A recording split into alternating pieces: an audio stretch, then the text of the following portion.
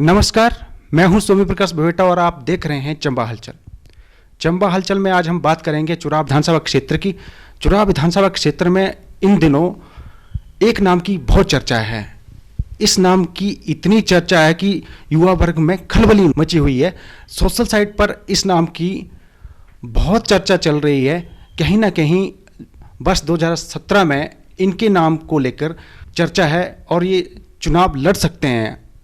ऐसा इसलिए कहा जा रहा है क्योंकि युवा वर्ग खुद गुत्थम गुत्था हो रहा है और इनको प्रपोज कर रहा है। कहीं ना कहीं इन पर इतना दबाव बढ़ गया है कि इन्हें सरकारी सेवा होने के बावजूद सक्रिय राजनीति में आना पड़ रहा है। तो हम बात कर रहे हैं प्रकाश बुटानी की। प्रकाश बुटानी पीएसओ रहे हैं सीएम के और चुराव विधानसभा क्षेत्र के जो विधायक है उनके भी पीएसओ रह चुके हैं। तो कहीं ना कहीं अगर ये सियासत में आते हैं तो ये चुराव विधानसभा क्षेत्र के लिए बहुत बड़ी बात होगी। पहले तो प्रकाश बुटानी जी, आपका बहुत बहुत स्वागत है। जी शुक्रिया। आपको नहीं लगता कि आप सरकारी सेवा में हैं अभी और आप राजनीति में आने की जल्दबाजी कर रहे हैं? इसमें कोई संदेह नहीं कि इस समय मैं सरकारी सेवा में हूँ, लेकिन इसका मतलब ये नहीं है कि मैं स्वयं सक्रिय राजनीति में हूँ। पारिवारिक पृष्ठभूमि ही ऐसी है। मेरे भाई श्री जन्म सिंह जी वर्ष 2000 से 2005 तक ग्राम पंचायत थनई कोठी के प्रधान रहे। उसके बाद ग्राम पंचायत थनई कोठी की जनता ने मेरी पत्नी श्रीमती निर्मला को 2005 से आज वर्ष 2016 का पंचायत का चुनाव भी जितवाया है। मैं समझता हूं कि इसी पृष्ठभूमि के कारण मुझे राजनीति में आने के लिए मेरे समर्थक, मेरे सपोर्टर, वो लोग जो मुझे दिल से चाहते हैं, उन्हीं के दबाव के कारण आज मेरे मन में ये विचार हुआ है कि निसंदेह मैं राजनीति में आने के लिए उतारू हूँ। राजनीति में आखिर आप आना क्यों चाहते हैं? दिल में लोक सेवा का जज्बा और चुराव विधानसभा क्षेत्र के हालात ही मुझे राजनीति में आने के लिए प्रेरित कर रहे हैं। जहाँ तक चुराव विधानसभा क्षेत्र की बात करें तो मैं समझता हूँ कि हिमाचल प्रदेश में सबसे पिछड़ा हुआ विधानसभा क्षेत्र है। इसका सबसे बड़ा कारण ये है कि आज तक चुराव विधानसभा क्षेत्र में बाहरी नेताओं को चुरा के लोग जिता के विधानसभा में भेजते रहे और निसंदेह उन्होंने चुरा घाटी के साथ विकास और रोजगार के मामले में बहुत भेदभाव किया है। यही बात है कि आज चुरा के हजारों लोग मुझे राजनीति में आने के लिए रात दिन दबाव डाल रहे हैं। जैसा कि प्रकाश बुटानी कह रहे हैं कि आज तक चुराव विधानसभा क्षेत्र से भारी लोग जो है चुनाव लड़ते रहे हैं, उसकी वजह से चुराव विधानसभा क्षेत्र का विकास नहीं हो पाया है। इसी वजह से चुराव विधानसभा क्षेत्र के लोकल लोग जो हैं उन पर दबाव बना रहे हैं, इसलिए वो सक्रिय राजनीति में आना चाह रहे हैं। तो मैं क्या समझूं कि जो वर्तमान नेता हैं वहाँ के, उनकी कार्यप्रणाली से आप संतुष्ट नहीं हैं? निसंदेह चुरा के लोगों ने वर्ष 2012 के चुनाव में स्थानीय भारतीय जनता पार्टी के उम्मीदवार हंसराज जी को विधायक तो बना दिया, परंतु स्टेट में कांग्रेस सरकार है और जितनी लोगों को उनसे उम्मीदें थी, निसंदेह उन उम्मीदों पर वो भी खरे नहीं उतर पाए हैं। और रही सुरेंद्र भारद्वाज जी की बात, इलेक्शन हारने के बाद लंबे समय तक वो चुराव विधानसभा क्षेत्र में नहीं आए। उनको सिर्फ यही दिल में ठेस थी कि चुरा के लोगों ने चुराबाद करके मुझे हरवा दिया है और मैं एक प्रकार से इन लोगों के काम न करके उनसे एक प्रकार का बदला लेने की उन्होंने अपने मन में भावना बनाई हुई थी। तो निसंदेह लगभग 3 साल तक श्री सुरेंद्र कुमार भारद्वाज जी चुरा और चुरा की जनता से बिल्कुल अनटच रहे। इसी वजह से रात दिन चुरा के हजारों लोगों ने मुझे, मेरी पत्नी, मेरे भाई के ऊपर दबाव बना कर कि आप लोग आइए, चुरा की जनता आपका सहयोग देने के लिए तैयार है। यही वजह है कि आज मुझे चुरा की राजनीति में आने के लिए हजारों लोग जो हैं वो रात दिन आने के लिए प्रेरित कर रहे हैं। वर्तमान विधायक की कार्यप्रणाली से भी संतुष्ट नहीं है? हाँ, इसमें कोई संदेह नहीं है कि हमारा वर्तमान विधायक भी लोगों की उम्मीदों पर खरा नहीं उतर पाया है। अक्सर लोगों के दिलों में यही शिकायत होती थी कि बाहर के लोग थे, इन्होंने जानबूझकर चुरा घाटी के साथ विकास और रोजगार के मामले में भेदभाव किया। परंतु वर्तमान विधायक की सुस्त कार्यप्रणाली से भी वहाँ के लोग संतुष्ट नहीं हैं, इसमें कोई संदेह नहीं है। प्रकाश भूटानी कहते हैं कि वर्तमान विधायक हंसराज की कार्यप्रणाली सुस्त है, वो लोगों की उम्मीदों पर खरा नहीं उतर पाए हैं। क्या मैं यही मानूं कि आप स्पष्ट तौर पर कह रहे हैं कि उनकी कार्यप्रणाली से लोग संतुष्ट नहीं हैं? निसंदेह इसमें कोई शक नहीं है। अक्सर ग्रामीण एरिया के लोग यही शिकायत करते हैं कि हंसराज जब तक चुनाव था तब तक तो हर किसी से बातचीत करते थे, मिलते जुलते थे, लेकिन ज़्यादातर समय यहाँ चंबा में क्वार्टर रख कर रह रहे हैं, जिस वजह से चुरा के लोगों के दिलों में एक प्रकार की ये भावना घर कर गई है कि हंसराज भी चुरा के लिए कुछ खास नहीं कर पा रहे हैं। इसकी वजह जो मर्जी हो, लेकिन ये बात बिल्कुल सही है कि आम जनता की उम्मीदों पर विधायक खरे नहीं उतर पाए हैं। चुरा विधानसभा क्षेत्र के लगातार 2 बार विधायक रह चुके हैं सुरेंद्र भारद्वाज। क्या आप उनकी कार्यप्रणाली से भी संतुष्ट नहीं रहे लगातार 10 साल की कार्यप्रणाली से? निसंदेह एक बहुत बड़ा तबका उनसे भी रुष्ट था। वर्ष 1967 से लेकर वर्तमान 2012 तक श्री सुरेंद्र कुमार भारद्वाज व उनके परिवार ने ही कांग्रेस पार्टी की तरफ से चुरा विधानसभा क्षेत्र में चुनाव लड़े हैं, जीते हैं। और इतना लंबा 50 वर्षों का समय, निसंदेह जिस हिसाब से चुरा विधानसभा क्षेत्र आज पिछड़ा हुआ है और आम जनता के काम नहीं हो रहे हैं, भाई भतीजावाद की राजनीति हो रही थी, इसके विपरीत भारतीय जनता पार्टी ने वर्ष 2012 में स्थानीय नौजवान को चुनाव में उतारकर श्री सुरेंद्र कुमार भारद्वाज जी चुनाव हार गए। इसका सबसे बड़ा कारण ये था कि एक तो श्री सुरेंद्र कुमार भारद्वाज जी अपने 10 साल के कार्यकाल में जनता की उम्मीदों पर खरे नहीं उतर पाए, और दूसरा सबसे बड़ा कारण भारतीय जनता पार्टी के द्वारा चुरा का लोकल उम्मीदवार मैदान में उतारना सबसे बड़ी वजह रही कांग्रेस की हार की। अगर श्री हंसराज जी चुरा के लोकल बीजेपी के उम्मीदवार नहीं होते तो इसमें कोई संशय नहीं था कि आज सुरेंद्र भारद्वाज राजा वीरभद्र सिंह जी की कैबिनेट में मंत्री होते।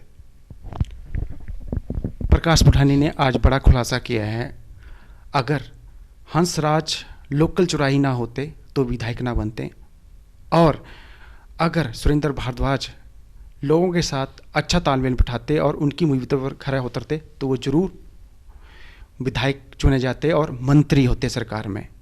कहीं ना कहीं ये स्पष्ट तौर पर हंसराज पर और सुरेंद्र भारद्वाज दोनों पर आरोप लगा रहे हैं कि ये उनकी कार्यप्रणाली से बिल्कुल भी संतुष्ट नहीं है।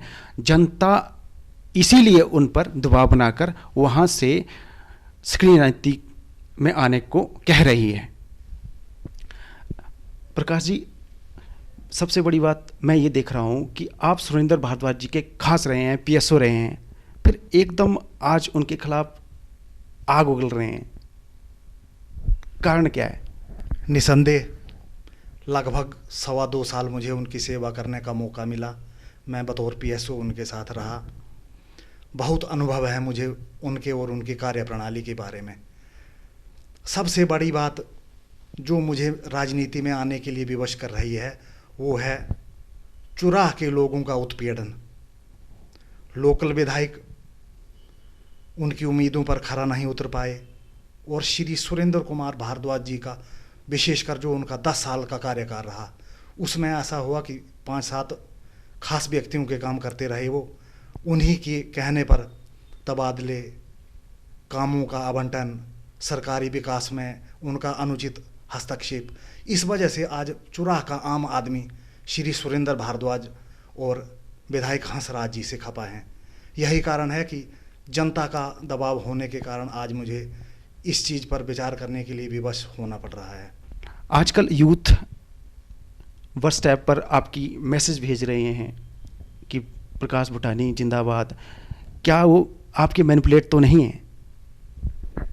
नहीं, ऐसा कुछ नहीं है। एक आम लोगों के दिलों में हमारे प्रति विश्वास ही इसका सबसे बड़ा कारण है। इसका श्रेय मैं विशेषकर ग्राम पंचायत थनई कोठी की प्रधान, जो कि मेरी पत्नी है श्रीमती निर्मला जी, उनको देता हूँ। इसके अलावा लगभग 2 साल का समय मुझे राजा वीरभद्र सिंह जी की सिक्योरिटी में भी काम करने का मौका मिला, और जिस भी प्रकार का कोई काम पब्लिक का होता था, चाहे वो शिमला का काम हो, चंबा का हो, कोई तहसील लेवल का हो, हम लोगों ने कभी भी अपना स्वार्थ इसमें नहीं देखा। रात दिन हम लोग जनता की सेवा में लगे रहे, और आज भी यही हाल है। यही वजह है कि आज हजारों चुरा के नौजवान लोग जो है मुझे राजनीति में आने के लिए रात दिन दबाव डाल रहे हैं कि प्रकाश जी आइए, चुरा की जनता आपका इंतजार कर रही है। प्रकाश भुटानी कहते हैं जो व्हाट्सएप पर उनके नाम की चर्चा चल रही है या सोशल साइट पर चल रही है, वो खुद नहीं करवा रहे हैं, ये इनके परिवार की देन है, क्योंकि इनके परिवार ने बिना स्वार्थ के चुरा की जनता की सेवा करी है, तभी उनकी चर्चा व्हाट्सएप, फेसबुक और अदर सोशल साइट पर चल रही है। मैंने ये भी सुना है कि भी आपकी 3 बार ट्रांसफ़र हुई है, आपको क्या लगता है किसने करवाई होगी?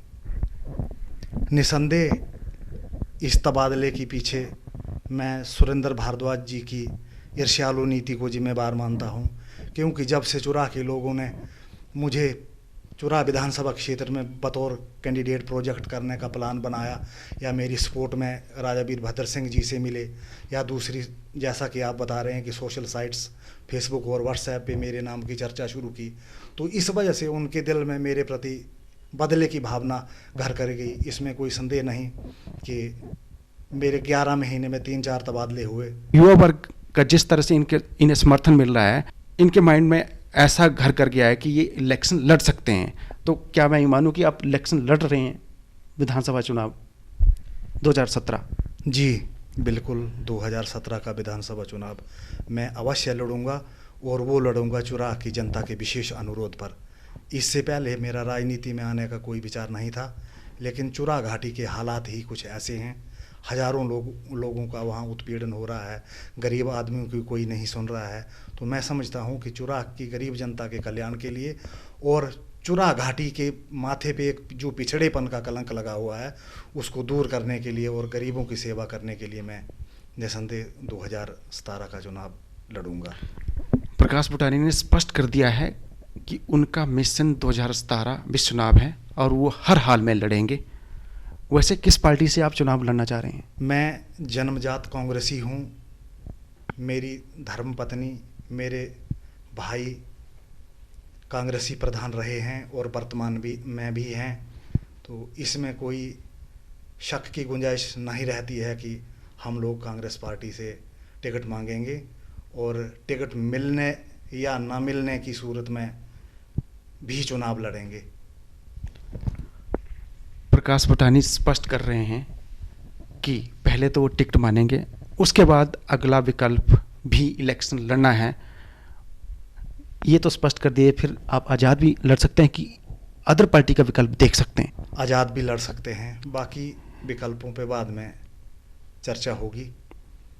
लेकिन जन्मजात कांग्रेसी होने के नाते और चुरा के राजनीतिक समीकरण इस समय इस प्रकार के हैं कि श्री सुरेंद्र कुमार भारद्वाज जी, जो कि चुरा घाटी से संबंध नहीं रखते हैं, और इसी वजह से उन्होंने वर्ष 2012 का विधानसभा चुनाव भी हारा है। मैं समझता हूं कि आज जो चुरा घाटी की परिस्थितियां हैं, वो सिर्फ इसलिए कांग्रेस पार्टी के पक्ष में नहीं लग रही हैं क्योंकि श्री सुरेंद्र कुमार भारद्वाज जी, जो कि खुद चंबा से बिलोंग करते हैं, चुरा घाटी और चुरा विधानसभा क्षेत्र के वो उम्मीदवार रहे हैं, और पिछला इलेक्शन हारने का सबसे बड़ा उनका यही कारण था कि बाहरी आदमी होने के कारण चुरा के स्थानीय लोगों ने इस चीज़ का खुलकर विरोध किया कि क्योंकि भारतीय जनता पार्टी में लोकल उम्मीदवार उतारा है, इसलिए मैक्सिमम कांग्रेस के लोगों ने पार्टी को ना देखते हुए चुरावाद के नाम पर चुरा के लोकल उम्मीदवार हंसराज जी के पक्ष में मतदान किया, और कांग्रेस को इस वजह से 2012 में हार का मुंह देखना पड़ा। अगर वर्ष 2012 में कांग्रेस को हार का मुंह देखना पड़ा है तो वो इसलिए कि जो कैंडिडेट था वो बाहर का था, ऐसा प्रकाश भुटानी कहते हैं। अगर वहाँ से कोई लोकल कैंडिडेट होता तो कांग्रेस जाती, ऐसा प्रकाश बुटानी का दावा है। तो क्या आप वहाँ के मूल चुराई हैं क्या? जी हाँ, बिल्कुल, मैं वहाँ का मूल चुराई हूँ और वर्तमान में चुरा विधानसभा क्षेत्र की 62 पंचायतों में से 47 पंचायतें चुरा घाटी से संबंधित हैं, जिसका कि टोटल जो परसेंटेज ऑफ पॉपुलेशन बनता है वो लगभग 86% चुरा वैली से है। निसंदेह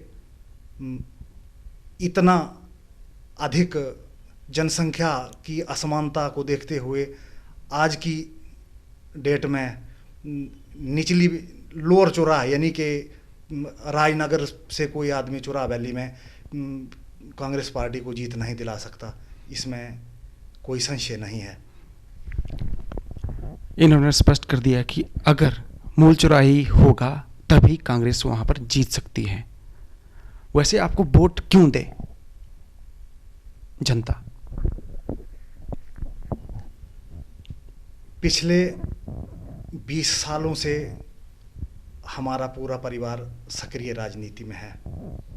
इसके अलावा मैं स्वयं बचपन से ही मेरे दिल में और हमारे परिवार के उसमें एक समाज सेवक की छवि है हमारी आज भी चुरा घाटी में। जब भी हमारे परिवार का नाम आता है तो हर लोगों की जुबान पे ये बात होती है कि निसंदेह ये लोग समाज सेवक हैं। समाज के गरीब लोगों के कल्याण के लिए उनके कई प्रकार के कार्य मैंने और मेरे परिवार, मेरी मिसेज ने विशेषकर 15 वर्षों में जो चुरा घाटी की जनता की सेवा की है, आज इसी चीज़ का परिणाम है कि हजारों चुरा घाटी के बाशिंदे हमारी सपोर्ट में आगे आ रहे हैं। प्रकाश बुटानी ने स्पष्ट कर दिया है कि वो इलेक्शन लड़ेंगे, पहले कांग्रेस से टिकट मांगेंगे, अगर वहाँ से नहीं मिली तो फिर वो अदर विकल्प भी देख सकते हैं। वैसे प्रकाश बुटानी जी, आपको मूल चुरा की कौन सी समस्या लगती हैं ज्वलंत समस्याएं, उनका जिक्र करेंगे? वर्तमान में भी तहसील चुरा हिमाचल प्रदेश की सबसे पिछड़ी तहसीलों में एक है।